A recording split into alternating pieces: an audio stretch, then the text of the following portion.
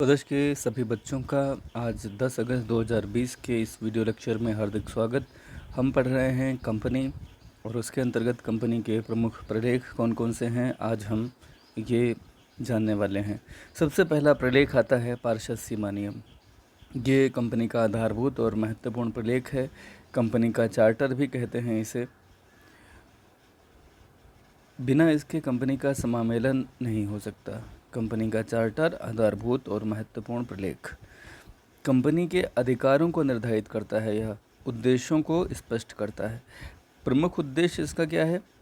अंशधारियों, ऋणदाताओं तथा कंपनी से व्यवहार करने वाले अन्य व्यक्तियों को यह बताना कि कंपनी का कार्यक्षेत्र यानी कि सीमाएं क्या हैं। कंपनी द्वारा अपने पार्षद सीमा नियम से बाहर किया गया कोई भी कार्य व्यर्थ माना जाता है, यानी कि अवैध माना जाता है। इसमें परिवर्तन कंपनी अधिनियम की शर्तों और औपचारिकताओं को पूरा करने के बाद ही हो सकता है। क्या क्या होता है कंपनी के पार्षद सीमा नियम में, आइए ये भी जान लेते हैं। कंपनी अधिनियम 2013 के अनुसार पार्षद सीमा नियम में निम्न बातों का उल्लेख होता है। एक तो नेम क्लॉज, यहाँ पे कंपनी का नाम क्या होगा ये मेंशन किया जाता है। दूसरा आता है पंजीकृत कार्यालय वाक्य। इसमें कंपनी का जो हेड ऑफिस होगा यानी पंजीकृत कार्यालय होगा वो कहाँ होगा उसका पता होगा। उद्देश्य वाक्य में जिन उद्देश्यों से कंपनी की स्थापना हो रही है उनका वर्णन किया जाएगा। कुछ खास उद्देश्य यहाँ पे लिखे जाते हैं। दायित्व वाक्य में कंपनी एक दायित्व, किस तरह का दायित्व इसका, यानी कि एक लिमिटेड कंपनी है, सीमित दायित्व कंपनी है, तो फिर लिमिटेड अंशों द्वारा है या गारंटी द्वारा है, ये सारी डिटेल्स यहाँ पर आएंगी। फिर पूंजी वाक्य में ये बताया जाएगा कि कंपनी की कुल पूंजी किस प्रकार के कितने कितने अंशों में और कितने कितने रुपए वाले अंशों में बटी हुई है। संघ तथा हस्ताक्षर वाक्य, यहाँ पर उन सार्वजनिक कंपनी की स्थिति में मिनिमम 7 और निजी कंपनी की स्थिति में कम से कम 2 लोगों के हस्ताक्षर यहाँ कराए जाते हैं जो कंपनी की स्थापना के दौरान सदस्यता ग्रहण करने के लिए इच्छुक होते हैं। उनके नाम, पते और व्यवसाय भी यहाँ लिखा जाता है। पार्षद सीमा नियम पर हस्ताक्षर करने वाले व्यक्ति इस बात की घोषणा करते हैं कि वह कंपनी के निर्माण के इच्छुक हैं और अपने नामों के समक्ष लिखे अंशों को क्रय करने के लिए तैयार हैं। ये हो गया आपका पार्षद सेवा नियम संक्षेप में। पार्षद अंतर नियम को भी जान लीजिए। पार्षद अंतर नियम ये दूसरा महत्वपूर्ण प्रलेख है। प्रवर्तक इसे तैयार करते हैं। कंपनी के समामेलन के उद्देश्य से रजिस्ट्रार के समक्ष अन्य प्रलेखों के साथ इसे भी प्रस्तुत करना होता है। पार्षद सीमा नियम में दिए गए उद्देश्यों की पूर्ति के लिए कंपनी को सुचारू रूप से संचालित करने के लिए नियम और उपनियम बनाने ज़रूरी होते हैं, जिनका समावेश पार्षद अंतर नियम में होता है। यूँ कह लें कि पार्षद अंतर नियम उन उद्देश्यों की पूर्ति के लिए कार्यविधि बताते हैं जो कंपनी के पार्षद सीमा नियम में दिए गए होते हैं। इसलिए पार्षद अंतर नियम को पार्षद सीमा नियम का सहायक प्रलेख भी कहते हैं।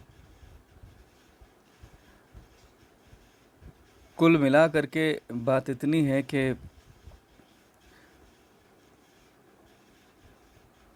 कंपनी के पार्षद अंतर नियम कभी भी पार्षद सीमा नियम का उल्लंघन नहीं कर सकते, यानी कि पार्षद सीमा नियम में दिए गए कार्यक्षेत्र के बाहर नहीं जा सकते।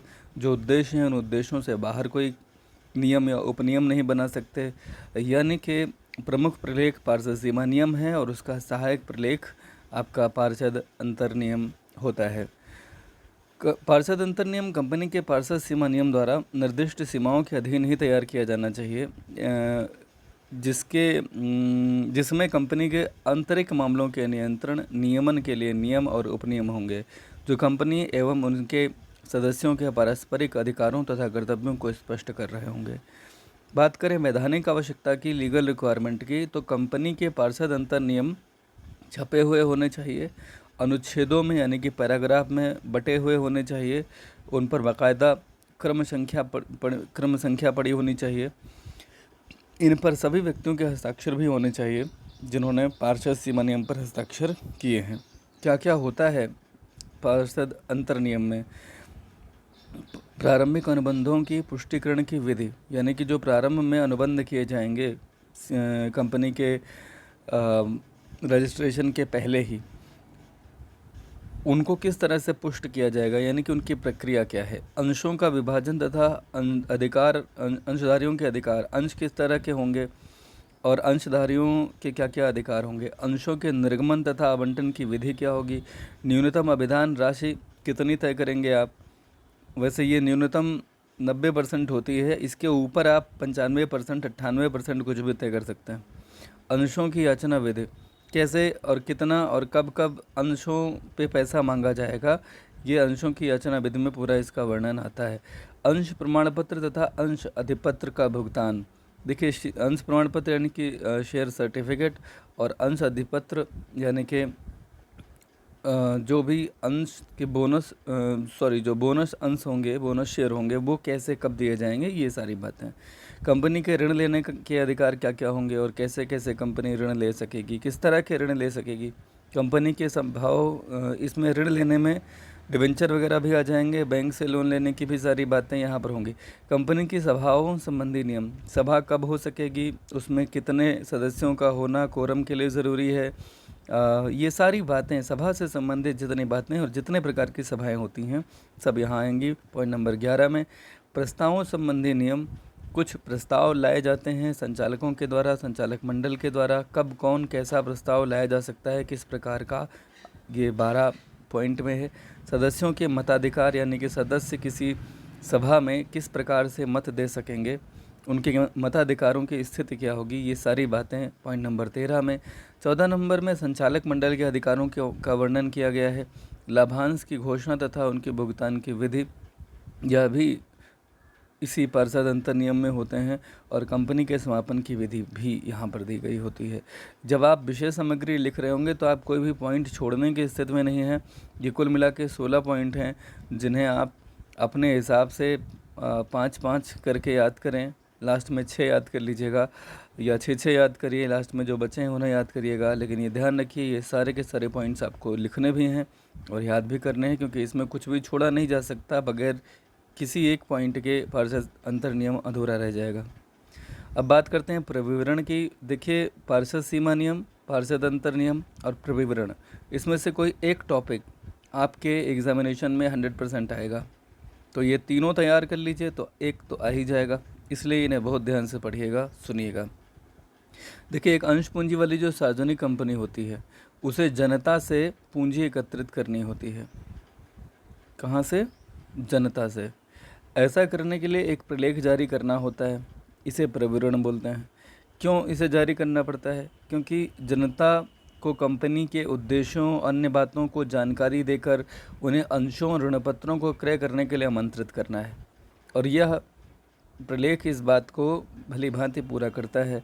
तो हम यूँ कह सकते हैं कि प्रविवरण एक प्रकार का प्रपत्र जो जनता को कंपनी की अंश पूंजी और ऋणपत्र क्रय करने के लिए आमंत्रित करता है। कंपनी संशोधन अधिनियम 1971 में जनता से निक्षेप आमंत्रित करने वाले निमंत्रण को भी प्रविवरण माना जाने लगा है। कंपनी अधिनियम के अंतर्गत प्रविवरण निर्गमन करने का अधिकार केवल अंश पूंजी वाली कंपनी को प्राप्त है।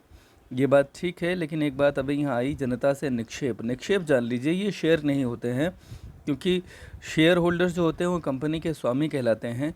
जनता जो निक्षेप यानी डिपॉजिट्स करती है किसी कंपनी में, वह वहाँ विनियोगकर्ता कहलाती है, यानी कि वो इन्वेस्टर हैं, they are not the owners of the company. ठीक है, इन इन्वेस्टर्स को कंपनी में मतदान करने का अधिकार नहीं होता, यानी वो कोई भी अधिकार नहीं होते जो अंशधारियों को होते हैं।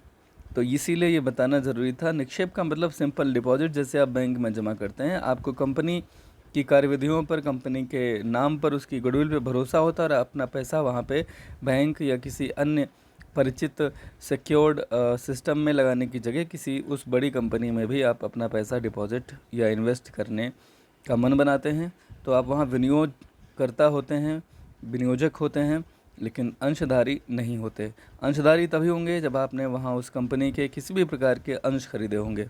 बात करें क्या होता है प्रविवरण की विषय सामग्री, इसमें क्या क्या आता है। कंपनी के उद्देश्य तथा सीमा नियम पर हस्ताक्षरकर्ताओं के नाम। दरअसल ये कंपनी के बारे में वो सारी महत्वपूर्ण सूचनाएं देता है जनता को, जिसके आधार पर जनता उस कंपनी के प्रस्तावित अंश या ऋणपत्रों को खरीदने का मन बना ले। तो यहाँ समस्त अच्छी अच्छी बातें कंपनी के बारे में बताई जाती हैं, ज़रूरी बातें, ऐसी बातें जिससे कंपनी की गुडविल अच्छी बने। तो कंपनी के उद्देश्य और सीमा नियम पर हस्ताक्षरकर्ताओं के नाम, अंश पूंजी संबंधी सूचना दी जाती है, अभिगोपन संबंधी सूचना भी दी जाती है। कौन इस बात की गारंटी ले रहा है कि अगर न्यूनतम अभिधान राशि नहीं आई तो वह शेयर खरीद लेगा, ये है अभिगोपन संबंधी सूचना। प्रबंधकीय अधिकारियों संबंधी सूचना, प्रवर्तक संबंधी सूचना, प्रारंभिक व्यय, अंकेक्षक, क्रय की गई संपत्तियां कौन कौन सी और कितनी हैं, महत्वपूर्ण प्रतिबंध, यानी कि जो भी यहाँ पे प्रतिबंध का मतलब दरअसल अनुबंध से है, कॉन्ट्रैक्ट जो हो चुके हैं, और निरीक्षण का समय तथा स्थान आदि। कभी कभी कुछ कंपनियां ऐसी होती हैं जो प्रविवरण इशू नहीं करती हैं, तो उन्हें प्रविवरण की जगह पे स्थानापन्न प्रविवरण इशू करना पड़ता है। इसे अंग्रेज़ी में स्टेटमेंट इन लिeu ऑफ प्रोस्पेक्टस बोलते हैं। यूँ कह लें कि प्रोस्पेक्टस के स्थान पर निर्गमित किया जाने वाला डॉक्यूमेंट। स्थानापन्न प्रविवरण से आशय ऐसे प्रलेख से है जो प्रविवरण के स्थान पर तैयार किया जाता है। रजिस्ट्रार के पास फाइल करना होता है, यानी कि जमा करना होता है। एक अंश पूंजी वाली सार्वजनिक कंपनी जिसने प्रविवरण निर्गमित नहीं किया है तब तक अंशों और ऋणपत्रों का निर्गमन नहीं कर पाएगी जब तक कि वह अंशों या ऋणपत्रों के आवंटन के 3 दिन पहले स्थानापत्र प्रविवरण को या उसकी एक प्रति रजिस्ट्रार के कार्यालय में जमा न करा दे। इस पर प्रत्येक संचालक के हस्ताक्षर होने चाहिए और कंपनी अधिनियम की तृतीय सूची के प्रथम भाग में दिया हुआ ब्यौरा होना चाहिए। कहाँ? कंपनी अधिनियम की तृतीय सूची के प्रथम भाग में दिया गया ब्यौरा, ये सबसे महत्वपूर्ण है। इस अनुसूची के द्वितीय भाग में दी हुई रिपोर्ट का विवरण होना चाहिए। तृतीय सूची के प्रथम भाग में दिया हुआ ब्यौरा और इसी तृतीय सूची के द्वितीय भाग में दी हुई रिपोर्ट का विवरण होना चाहिए। सामान्यतः स्थानापन्न प्रविवरण में लगभग उन सभी बातों का ब्यौरा होता है जो प्रविवरण में दी जाती हैं, लेकिन ये पहले से दिया गया होता है।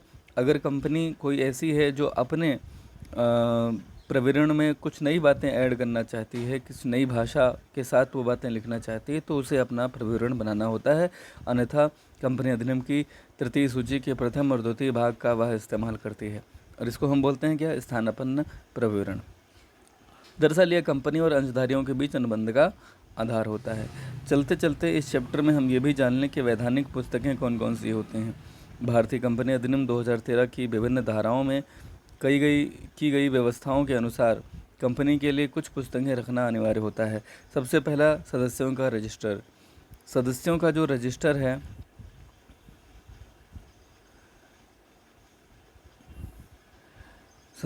रजिस्टर है इसे प्रधान कार्यालय में रखना अनिवार्य है। ऐसे रजिस्टर में प्रत्येक सदस्य का नाम, पता, व्यवसाय, उसके द्वारा खरीदे गए अंशों की संख्या, अभी तक चुकाई गई धनराशियाँ तथा तिथि जिस दिन उनका रजिस्टर लिखा गया आदि सूचनाएं होती हैं। सदस्यों की एक अनुक्रमणिका यानी कि इंडेक्स भी होती है। प्रत्येक पब्लिक कंपनी अपने सदस्यों के नाम की एक अनुक्रमणिका इंडेक्स बुक बनाती है जिसकी सहायता से किसी भी सदस्य के विवरण को आसानी से खोजा जा सकता है। सदस्य रजिस्टर में कोई परिवर्तन होने के 14 दिन के अंदर इस अनुक्रमणिका में भी परिवर्तन करना पड़ता है। सदस्यों की वार्षिक, यानी कि अगर सदस्यों के रजिस्टर में कोई चेंजेज होते हैं तो 14 दिन के भीतर सदस्यों की ये जो इंडेक्स है इसमें भी परिवर्तन कर लिए जाने की अनिवार्यता है कंपनी अधिनियम के अधीन। बात करते हैं 3 पॉइंट की। इसमें क्या है? सदस्यों की वार्षिक सूची एवं सारांश भी बनाना होता है। Annual list of members and summary. प्रत्येक अंश पूंजी वाली कंपनी को अपने समामेलन की तिथि से 18 महीने के अंदर उसके बाद प्रत्येक वर्ष उन व्यक्तियों की सूची बनानी पड़ती है जो प्रथम साधारण सभा बाद की सभाओं के दिन कंपनी के सदस्य रहे हों। ध्यान रखिएगा, अंश पूंजी वाली कंपनी को समामेलन की तिथि से 18 महीने के भीतर और उसके बाद प्रत्येक वर्ष यानी कि हर वर्ष सालाना उन व्यक्तियों की सूची बनानी पड़ती है जो प्रथम साधारण सभा और साथ ही साथ बाद की सभाओं के दिन कंपनी के सदस्य रहे हों। प्रत्येक सदस्य के नाम के साथ पता, व्यवसाय, धारित अंशों की संख्या आदि को लिखना होता है। ऐसी सूची का सारांश भी आपको तैयार करना पड़ता है, यानी एक संक्षिप्त रिपोर्ट भी आपको तैयार करनी होती है जो कि इसी बुक में लिखनी होगी। बात करते हैं संचालकों तथा प्रबंधकों का रजिस्टर। देखिए, संचालक तथा प्रबंधकों का रजिस्टर, प्रत्येक कंपनी के लिए अपने संचालकों तथा प्रबंधकों का रजिस्टर रखना अनिवार्य है। उसमें नाम, पते, जन्मतिथि, आयु, नियुक्ति, वेतन आदि का ब्यौरा होता है। ऐसे रजिस्टर को कोई भी सदस्य कार्य समय में निःशुल्क देख सकता है। गैर सदस्यों को इसे देखने के लिए निर्धारित मामूली शुल्क देना पड़ता है। अनुबंधों का रजिस्टर, ऐसे रजिस्टर में उन सभी अनुबंधों का पूरा विवरण होता है जिसमें किसी संचालक का प्रत्यक्ष अथवा परोक्ष रूप से कोई हित निहित हो। यानी कि वह सारे कॉन्ट्रैक्ट यहाँ पर आएंगे अनुबंधों के रजिस्टर में जिसमें संचालक कोई प्रत्यक्ष या परोक्ष यानी कि डायरेक्ट या इनडायरेक्ट रूप में अगर उसका कोई हित है, इंटरेस्ट है, यानी कि वो किसी भी प्रकार से अगर लाभान्वित होता है, ऐसा रजिस्टर कंपनी के निरीक्षण के लिए हमेशा खुला रहता है। ऋणपत्रधारी, इनका भी एक रजिस्टर होता है जिससे रजिस्टर ऑफ डिबेंचर होल्डर्स कहते हैं। ऋणपत्रधारियों के नाम, पते, व्यवसाय, लिए गए ऋणपत्रों की संख्या व राशि, इसका ब्यौरा इसमें होता है। सभी सदस्यों के लिए यह भी खुला रहता है। बंधक एवं प्रभार रजिस्टर, इस रजिस्टर में कंपनी की उन स्थायी तथा अस्थायी संपत्तियों का ब्यौरा होता है जिन पर कोई प्रभार है अथवा जो बंधक रखी गई हैं। यानी कि कहीं पे अगर कोई ऋण लिया गया और इन्हें अगर सिक्योरिटी के तौर पे रखा गया है बंधक, तो उसका ब्यौरा यहाँ पर होगा। ऐसा रजिस्टर ऋणदाताओं के लिए काफ़ी महत्वपूर्ण होता है। ऋणदाता ऋण देने से पहले इस रजिस्टर का अगर जायज़ा ले लें तो उन्हें कंपनी में पैसा डूबने की संभावना काफ़ी हद तक कम हो जाएगी। और सबसे आखिर में है कार्य विवरण पुस्तक। कंपनी की सामान्य सभा और संचालकों की सभा का पूरा विवरण अलग अलग कार्य विवरण पुस्तकों में लिखा जाता है। कंपनी की सभा कब हुई, संचालकों की सभा कब हुई, ये पूरा कार्य विवरण पुस्तक होती है। इसमें सभा की कार्यवाही, सभापति का नाम और उनके हस्ताक्षर वगैरह लिए जाते हैं। तो ये कुछ अनिवार्य डॉक्यूमेंट्स थे। पहला चैप्टर जो आपने पढ़ा है ये दरअसल बेसिक जानकारी, आधारभूत जानकारी आपको देता है कंपनीज़ के बारे में। इन्हें जाने बिना आप आगे के जो भी क्वेश्चंस हैं उन्हें अच्छे से नहीं समझ सकते।